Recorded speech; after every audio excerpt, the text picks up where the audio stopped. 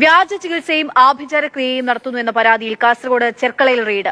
പാടി സ്വദേശി ഉസ്താദ് ഷിഹാബ് വീട്ടിലാണ് റെയ്ഡ് നടക്കുന്നത്. സാരിംഗ് സുരേഷ് വിവരങ്ങളുമായി ചേരുന്നുണ്ട്. സാരിംഗ്, ഇപ്പോൾ റെയ്ഡ് പൂർണ്ണമായോ?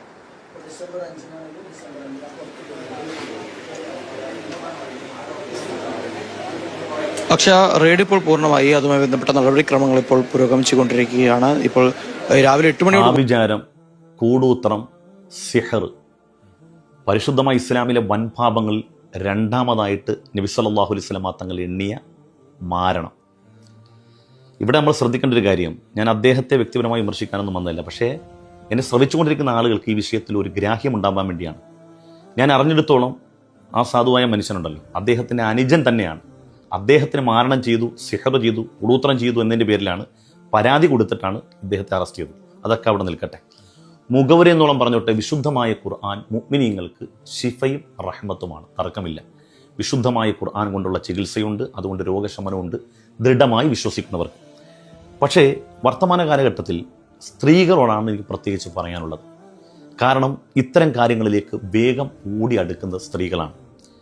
വിശുദ്ധമായ ഖുർആൻ തന്നെ നിങ്ങൾക്ക് ചികിത്സയാണെന്ന് പറയുമ്പോൾ നിങ്ങൾക്ക് സ്വാത്വികരായ ഏതൊരാൾക്ക് ചെന്നിട്ട് ഇജാസത്തോടു കൂടി ദിക്റോ ഔറാദുകളോ അതുപോലെ തന്നെ വിശുദ്ധമായ ഖുർആൻ്റെ ഏതെങ്കിലും ഭാഗം നിങ്ങൾക്ക് ഏത് ഭാഗമാണോ ഓതേണ്ടത് അത് നിർണ്ണയിച്ചു തരുന്ന നല്ല സ്വാത്വികനായ ആലിമ്യങ്ങളുണ്ട്, അതിലൊന്നും തർക്കമില്ല.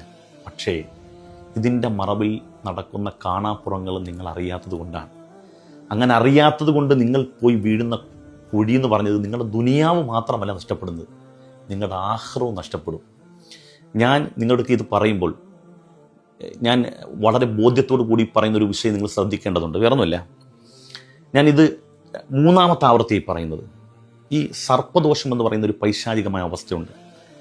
അത് മാറാൻ വേണ്ടി പല ആളുകളും, പ്രത്യേകിച്ച് അത്യാവശ്യം ദീനൊക്കെ പഠിച്ച ഉസ്താദുമാർ എന്ന് സമൂഹം വിളിക്കുന്ന ചില ആളുകൾ സാധാരണക്കാരെ കൊണ്ട് കടുത്ത കുഫ്രിയത്ത് ഷിർക്ക് ചെയ്യിപ്പിച്ച സംഭവം എൻ്റെ മൊബൈൽ അതിൻ്റെ വോയിസ് അടക്കം അത് എന്നോട് വിളിച്ച് ചോദിക്കുന്നത് എങ്ങനെ. പക്ഷെ അങ്ങനെ ചെയ്തപ്പോൾ എൻ്റെ മനസ്സിൽ എന്തോ ഒരു ഭയം വന്നിട്ട് ഞാൻ ചോദിക്കുകയാണെന്ന് പറഞ്ഞു. ചില ദ്രവ്യങ്ങളൊക്കെ വെച്ച് ചില പൂജകൾ, അതിലൊന്ന് ഏതാണെന്ന് അറിയും എനിക്ക്, കുരുതി എന്ന് പറയുന്നൊരു സംഗതിയുണ്ട്.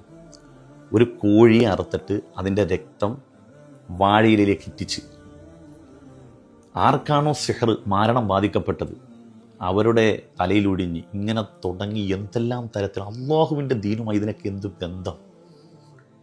സ്ത്രീകളെ നിങ്ങളോട് പറയുകയാണ്, ഏറ്റവും വലിയ മിറാക്കിളായിട്ടുള്ള ഒരു ആമല് നിങ്ങൾക്ക് പറഞ്ഞു തരട്ടെ. നിങ്ങൾ ഇനിയെങ്കിലും ഒന്ന് കേക്ക്, ദയവായി കൂടി പറയാം.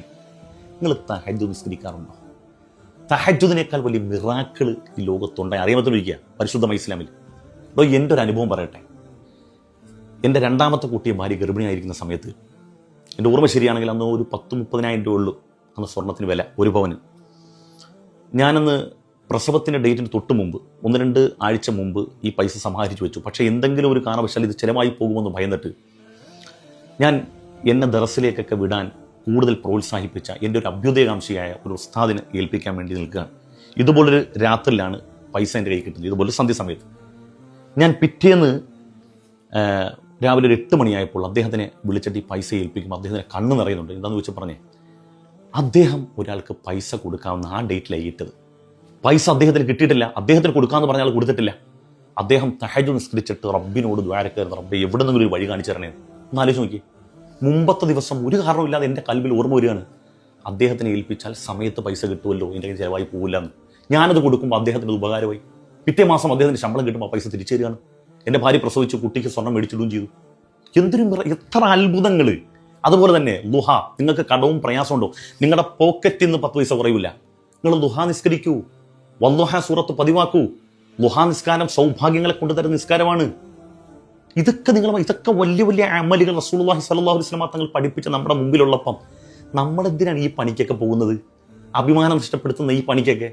ഒരാൾ പറഞ്ഞു കൊടുത്താണ്, ഒരു സ്ത്രീ എടുക്കുക, ഈ മുട്ട ഒഴിയേണ്ടത് രാത്രി കുളിമുറി കയറിയിട്ട് വീഡിയോ കോളിലൂടെ ഒഴിയാൻ പറഞ്ഞു. അയാൾക്കില്ല, അത് കാണണം. ഇതൊക്കെ ചെയ്യാൻ ഇവിടെ തയ്യാറാണെന്ന്. എങ്ങനെ നിങ്ങൾ ഇതിനകത്ത് പെട്ടുപോകുന്നത്? ഞാൻ പറഞ്ഞുതരാം. നിങ്ങളുടെ ഭർത്താവിൻ്റെ ഒരു അവിഹിതമുണ്ട്. നിങ്ങളുടെ പ്രശ്നം എന്താ? നിങ്ങളുടെ അത്യന്തികമായ പ്രശ്നം എന്നുള്ളത് നിങ്ങളുടെ ഭർത്താവിൻ്റെ അവിഹിതം മാറില്ല അല്ലേ? നിങ്ങൾ എൻ്റെ അടുക്ക വരുന്നു, ഞാൻ എന്ത് പറഞ്ഞാലും നിങ്ങൾ അനുസരിക്കും അല്ലേ? ഞാൻ എന്ത് പറഞ്ഞാലും, ഞാൻ ഈ വേഷം ധരിച്ചുകൊണ്ട് പറയുന്നത് കൊണ്ട് അതെല്ലാം നിങ്ങൾക്ക് വേദവാക്യമാണ്. തുണി ഉരിയാൻ പറഞ്ഞാലും അവിടെ ഒഴിയാൻ പറഞ്ഞാലും ഒക്കെ നിങ്ങൾക്ക് വേദവാക്യാണ്. ഞാൻ വളരെയധികം ബഹുമാനിച്ചിരുന്നൊരു മനുഷ്യനെ ഞാൻ ചീത്ത വിളിക്കേണ്ടി വന്നത് എന്താണെന്നറിയോ? ഒരു പെണ്ണിന് കുട്ടി ഉണ്ടാകുന്നില്ല, കുട്ടി ഉണ്ടാകാതെ വന്നപ്പം അവർ മുമ്പിൽ ഒന്ന് വർത്താനം പറയുമ്പോൾ കൈ വിടിരിക്കുക തുടയിൽ, ഒരു പൂസലും ഇല്ലാതെ കൈ തുടങ്ങിച്ചിരിക്കുക. എൻ്റെ വിദ്യാർത്ഥിക്കാരോ പറയുന്നത്, അന്ന് ചീത്ത വിളിച്ചിറങ്ങിപ്പോയതാ. അപ്പോൾ ഇതൊക്കെ ഇവിടെ നടക്കുകയാണ്. ഇതൊക്കെ പെണ്ണുങ്ങൾ ഇതിനൊക്കെ ഇരുന്ന് കൊടുക്കുക. നിങ്ങൾക്കതൊന്നൊരു പ്രശ്നമല്ല. നിങ്ങളുടെ ആഖിറം പോവും, മനസ്സിലായ? നിങ്ങളുടെ ദുനിയാവ് പോയി എന്ന് മാത്രമല്ല, ആഖിറവും പോവും. അതുകൊണ്ട് അള്ളാഹുവിൻ്റെ കലാമ് മുറുകെ പിടിച്ചുകൊണ്ട് അത് പറഞ്ഞ അമലുകൾ ചെയ്യും. വാക്യ പതിവാക്ക്, തബാറക പതിവാക്ക്. ഇതെല്ലാം നിങ്ങൾക്ക് സമൃദ്ധി കൊണ്ട് തരും. നിങ്ങൾ ആദ്യം ചെയ്യേണ്ട ഒരു അമല്, ഈ ദിക്റും സ്വലാത്തും ഒക്കെ ചെല്ലുന്നതിന് മുമ്പ് പലിശ ഇടപാടുണ്ടോ ഒക്കെ മാറ്റുക. പലിശയുമായി ബന്ധമുള്ള കാര്യങ്ങളൊക്കെ മാറ്റുക. ഹറാമായ ഭക്ഷണം വയറ്റിലുണ്ടെങ്കിൽ ഒക്കെ പോക്കാനുള്ള വഴി ഉണ്ടാക്കുക. എന്നിട്ട് നിങ്ങൾ ഹലാല് ഭക്ഷിച്ചുകൊണ്ട് ഹലാലായ സാമ്പത്തിക ഇടപാട് നടത്തിയിട്ട് പിന്നെ നിങ്ങളൊരു തഹജ്ജുദും ദുആയൊക്കെ പതിവാക്കിയാൽ മതി. നിങ്ങൾ പോലും വിചാരിക്കാത്ത രൂപത്തിൽ നിങ്ങളുടെ ജീവിതത്തിൽ മിറാക്കിൾ സംഭവിക്കും. അള്ളാഹു തൗഫീഖ് തരട്ടെ.